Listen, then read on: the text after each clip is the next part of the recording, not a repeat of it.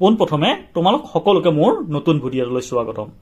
আমি অসমৰ ইতিহাস অৰ্থাৎ এছাম হিষ্ট্ৰীৰ বিষয়ে পঢ়ি আছিলো আৰু লাষ্ট ভিডিঅ'ত আমি এনচিয়েন্ট হিষ্ট্ৰী অফ এছাম অৰ্থাৎ অসমৰ প্ৰাচীন যুগৰ ইতিহাসৰ বিষয়ে পঢ়িছিলো আৰু আজি আমি মেডিভেল হিষ্ট্ৰী অফ এছাম অৰ্থাৎ অসমৰ মধ্যযুগৰ ইতিহাসৰ বিষয়ে পঢ়িম, যাক 12th চেঞ্চুৰীৰ পৰা 1826 অৰ্থাৎ ইয়াণ্ডাবু সন্ধিৰ সময়লৈ বুজোৱা হয়। নমস্কাৰ, মই অনিমেষ হাজৰিকা আৰু আজি আমাৰ আলোচনাৰ বিষয় মেডিভেল হিষ্ট্ৰী অফ এছাম অৰ্থাৎ অসমৰ মধ্যযুগৰ ইতিহাস। মেডিভেল হিষ্ট্ৰী অফ এছাম অৰ্থাৎ মধ্যযুগৰ ইতিহাস বুলিলে প্ৰধানত 12th চেঞ্চুৰীৰ পৰা 1826 অৰ্থাৎ ইয়াণ্ডাবু সন্ধিৰ সময়লৈ বুজোৱা হয় আৰু এই সময়ছোৱাৰ ভিতৰৰ প্ৰধান সাম্ৰাজ্য আৰু ইভেন্টবোৰ হ'ল ক্ৰমে খেন ডাইনেষ্টি 1185 পৰা 1498 খ্ৰীষ্টাব্দলৈ, কমতা কিংডম 1228 পৰা 1498 খ্ৰীষ্টাব্দলৈ, চুতীয়া কিংডম 1187 পৰা 1524 খ্ৰীষ্টাব্দলৈ, আহোম কিংডম 1228 পৰা 1826 খ্ৰীষ্টাব্দলৈ, কছাৰী কিংডম 1540 পৰা 1830 খ্ৰীষ্টাব্দলৈ, কোচ কিংডম যি 1515 পৰা ষ্টাৰ্ট হৈছিল। তাৰপিছত আহিলে বৰভূঞা, মোৱামৰীয়া বিদ্ৰোহ, বুৰ্মিজ ইনভেনশ্যন, ইয়াণ্ডাবু দিদি প্ৰধান। এতিয়া আমি যদি টাইম লাইনলৈ চাওঁ তেতিয়া কি দেখো যে এটা সময়তে অসমত বেলেগ বেলেগ ডাইনেষ্টি বা কিংডমে ৰাজত্ব কৰি আছে। বাট কি হয়, অসমটো এখনে হয়নে? হলে এখন অসমতে দুজন বা তিনিজন ৰজা কেনেকৈ সম্ভৱ? একচুৱেলি কি হয়, প্ৰায়বোৰ সাম্ৰাজ্য সম্পূৰ্ণ অসমৰ ৰাজত্ব কৰা নাছিল।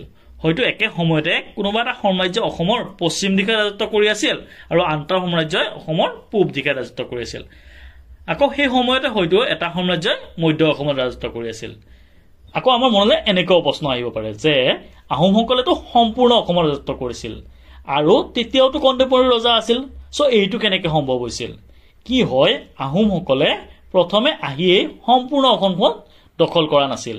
তেওঁলোকে প্ৰথমতে শদিয়া আৰু তাৰ পিছত লাহে লাহে বাকী সাম্ৰাজ্য আৰু বাকী এৰিয়াবোৰ তেওঁলোকে অধীনলৈ আনিছিল, যাৰ বিষয়ে আমি পিছৰ ভিডিঅ'টোত ভালদৰে পঢ়িম। আহোমে কেতিয়া, ক'ত, কোনবোৰ সাম্ৰাজ্য নিজৰ অধীনলৈ আনিছিল যেতিয়া আমি আহোমৰ বিষয়ে পঢ়িম। চ' এতিয়া আমি খেন ডাইনেষ্টিৰ পৰা ষ্টাৰ্ট কৰিম। খেন ডাইনেষ্টি 1185 পৰা 1498 খ্ৰীষ্টাব্দলৈ। খেন ডাইনেষ্টিৰ আৰম্ভণিকে অসমৰ মধ্যযুগৰো আৰম্ভণি বুলি ধৰা হয় আৰু খেন ডাইনেষ্টি প্ৰতিষ্ঠা কৰিছিল পৃথুৱে অসমৰ পশ্চিম অংশত। খেন ডাইনেষ্টিৰ কেপিটেল আছিল কমতাপুৰত। কুছানী বাংগালা 1823 অনুসৰি খেন ডাইনেষ্টিৰ উত্থান হৈছিল পালা ডাইনেষ্টিৰ পতনৰ পিছত। এতিয়া ইয়াৰ পৰা কেনে ধৰণৰ কুৱেশ্যন আহিব পাৰে? এতিয়া ইয়াৰ পৰা এনেকুৱা ধৰণৰ কুৱেশ্যন আহিব পাৰে যে খেন ডাইনেষ্টি কোনে প্ৰতিষ্ঠা কৰিছিলে? আমাৰ এনচাৰ হ'ব পৃথুৱে। সুধিব পাৰে খেন ডাইনেষ্টিৰ বিষয়ে ক'ত উল্লেখ আছে? আমাৰ এনচাৰ হ'ব কুছানী বাংগালাত। তাৰপিছত সুধিব পাৰে খেন ডাইনেষ্টিৰ কেপিটেল ক'ত আছিল? আমাৰ এনচাৰ হ'ব কমতাপুৰ। ইয়াৰ পিছত আহিলে কমতা কিংডম 1228 পৰা 1498 খ্ৰীষ্টাব্দলৈ। কমতা কিংডম প্ৰতিষ্ঠা কৰিছিল সন্ধ্যাই আৰু কেপিটেল আছিল কামৰূপ নগৰ, বৰ্তমান সময়ৰ নৰ্থ গুৱাহাটী, যাক পিছত সন্ধ্যায়ে কমতাপুৰ, বৰ্তমান সময়ৰ গোসাইগাঁৱলৈ তুলি নিয়ে। চ' ইয়াৰ পৰা কেনেকুৱা ধৰণৰ কুৱেশ্যন আহিব পাৰে? কমতা কিংডম কোনে প্ৰতিষ্ঠা কৰিছিলে? এনচাৰ কি হ'ব? সন্ধ্যাই। ইয়াৰ পিছত আহিলে চুতীয়া কিংডম 1187 পৰা 1526 খ্ৰীষ্টাব্দলৈ। চুতীয়া কিংডম প্ৰতিষ্ঠা কৰিছিলে বীৰপালে। চুতীয়া কিংডমৰ কেপিটেল আছিলে শদিয়া। শদিয়াত কেপিটেল প্ৰতিষ্ঠা কৰিছিলে চুতীয়া কিং ৰত্নধ্বজ পালে আৰু লাষ্ট চুতীয়া কিং আছিলে নিত্যপাল।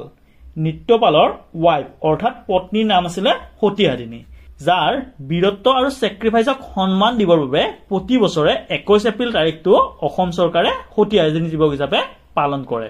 আচলতে কি হৈছিল, আহোমসকলে 1524 খ্ৰীষ্টাব্দত চুতীয়াসকলক আক্ৰমণ কৰিছিল আৰু শদিয়াক কেপচাৰ বা অধিগ্ৰহণ কৰি নিত্যপালক বধ কৰিছিল। এই যুদ্ধত সতীসাধিনীয়ে নিজৰ মহিলা সৈন্যবাহিনীৰ লগত লৈ অতি বীৰত্বৰে যুঁজ কৰিছিল, যদিও পিছত পৰাস্ত হয় আৰু যুদ্ধত জয়ী হোৱাৰ পিছত আহোম গভৰ্ণৰ শদিয়াখোৱা গোহাঁয়ে সতীসাধিনীক বিয়াৰ প্ৰস্তাৱ দিছিল। বাট তেওঁ সেই প্ৰস্তাৱ নাকচ কৰে আৰু নিজৰ সতীত্ব বজাই ৰাখিবৰ বাবে শদিয়াৰ ওচৰৰ চন্দ্ৰগিৰি পাহাৰৰ টিলাৰ পৰা জঁপিয়াই প্ৰাণ আহুতি দিয়ে। সেয়েহে প্ৰতি বছৰ 21 এপ্ৰিল তাৰিখটো সতীসাধিনী দিৱস হিচাপে পালন কৰা হয়। ইয়াৰ পিছত আহিলে আহোম কিংডম 1228 পৰা 1826 খ্ৰীষ্টাব্দলৈ, প্ৰায় 600 বছৰ। যিহেতু আহোম সাম্ৰাজ্য বহুত দীঘলীয়া আৰু পৰীক্ষাৰ পইণ্ট অফ ভিউ পৰাও বহুত ইম্পৰ্টেণ্ট হয়। সো আমি আহোম সাম্ৰাজ্যৰ বিষয়ে বেলেগ এটা ভিডিঅ'ত ভালদৰে পঢ়িম। আহোম সাম্ৰাজ্যৰ পিছত আহে কছাৰী কিংডম 1540 পৰা 1830 খ্ৰীষ্টাব্দলৈ। কছাৰী ৰাজ্যৰ আৰম্ভণি ইতিহাস স্পষ্ট নহয়। পৰম্পৰাগত তথ্য অনুসৰি ৰাজনৈতিক অস্থিৰতাৰ বাবে কছাৰী ডিমাছাসকলে প্ৰাচীন কালত কামৰূপ ৰাজ্য ত্যাগ কৰিব লগা হৈছিল আৰু তেওঁলোকে যেতিয়া কামৰূপ ৰাজ্য ত্যাগ কৰি ব্ৰহ্মপুত্ৰ পাৰ হ'ব বিচাৰিছিল তেতিয়া বহু লোকে ব্ৰহ্মপুত্ৰ পাৰ কৰিব নোৱাৰি উত্তৰ ভাৰতত থাকি গৈছিল আৰু তেওঁলোকক পিছলে বড়ো বুলি জনাজাত হ'ল। নদী পাৰ কৰা সকলক ডিমাছা অৰ্থাৎ নদীৰ পুত্ৰ বুলি জনাজাত হ'ল। ব্ৰহ্মপুত্ৰৰ কছাৰী ঘাট ইয়াৰে প্ৰমাণ বুলি জনাজাত হয়। ডিমাছাসকলে শদিয়াৰ দেৱী কেঁচাই ঘাটিক পূজা কৰে। কছাৰীসকলে নিজকে মহাভাৰতৰ ভীম আৰু ডিমাছা ৰাজকুমাৰীৰ পুত্ৰ ঘটোৎকচৰ বংশধৰ বুলি কয়। পাছলৈ তেওঁলোকে মাইবঙত হিন্দু ধৰ্ম গ্ৰহণ কৰে। কছাৰীসকলে কাছমাৰী, ডিমাপুৰ, মাইবং আৰু খাছপুৰত ৰাজত্ব কৰিছিল। কছাৰী কিংডমৰ কেপিটেল আছিল ডিমাপুৰত। ইয়াৰ পৰা কি কুৱেশ্যন আহিব পাৰে? চুতীয়া কিংডম প্ৰতিষ্ঠা কোনে কৰিছিলে? আমাৰ এনচাৰ হ'ব বীৰপাল। তাৰপিছত সুধিব পাৰে চুতীয়াৰ কেপিটেল ক'ত আছিলে? আমাৰ এনচাৰ কি হ'ব? শদিয়াত। তাৰপিছত সুধিব পাৰে যে শদিয়াত চুতীয়াসকলৰ কোনে কেপিটেল প্ৰতিষ্ঠা কৰিছিলে? আমাৰ এনচাৰ হ'ব ৰত্নধ্বজ পাল। আকৌ সুধিব পাৰে চুতীয়াসকলৰ শেষৰজন ৰজা কোন আছিল? আমাৰ এনচাৰ হ'ব নিত্যপাল। আকৌ কেতিয়াবা এনেকুৱাও সোধা দেখা যায় যে নিত্যপালৰ পত্নীৰ নাম কি আছিলে? আমাৰ এনচাৰ হ'ব সতীহাৰিণী। তাৰপিছত সুধিব পাৰে সতীহাৰিণী দিৱস কোন তাৰিখে পালন কৰা হয়? আমাৰ এনচাৰ হ'ব 21 এপ্ৰিল তাৰিখে। তাৰপিছত সুধিব পাৰে কছাৰী সাম্ৰাজ্যৰ কেপিটেল ক'ত আছিলে? আমাৰ এনচাৰ হ'ব ডিমাপুৰত। তাৰপিছত আমাক সুধিব পাৰে যে কছাৰীসকলক কাৰ বংশধৰ বুলি জনা যায়? আমাৰ এনচাৰ হ'ব মহাভাৰতৰ ভীম আৰু ডিমাছাৰ ৰাজকুমাৰীৰ পুত্ৰ ঘটোৎকচৰ বংশধৰ বুলি জনা যায়। ইয়াৰ পিছত আহিলে কোচ কিংডম, যাৰ পৰা এক্সামত বহুতো কুৱেশ্যন অহা দেখা যায় আৰু যাৰ বিষয়ে আমি নেক্সট ভিডিঅ'টোত ভালদৰে পঢ়িম। যদি আপোনালোকে ভিডিঅ'টো ভাল লাগিছে তেনেহ'লে লাইক আৰু শ্বেয়াৰ কৰিবলৈ নাপাহৰিব। লগতে চেনেলটো ছাবস্ক্ৰাইব কৰি দিব। আৰু যদি আজিৰ ভিডিঅ'টোৰ নোটছখিনি লাগে তেনেহ'লে তোমালোকে মোৰ টেলিগ্ৰাম চেনেলটোৰ পৰা লৈ ল'ব পাৰিবা, যাৰ লিংক ভিডিঅ'টোৰ ডেছক্ৰিপশ্যনত দিয়া আছে। আজিলৈ ইমানে, ধন্যবাদ।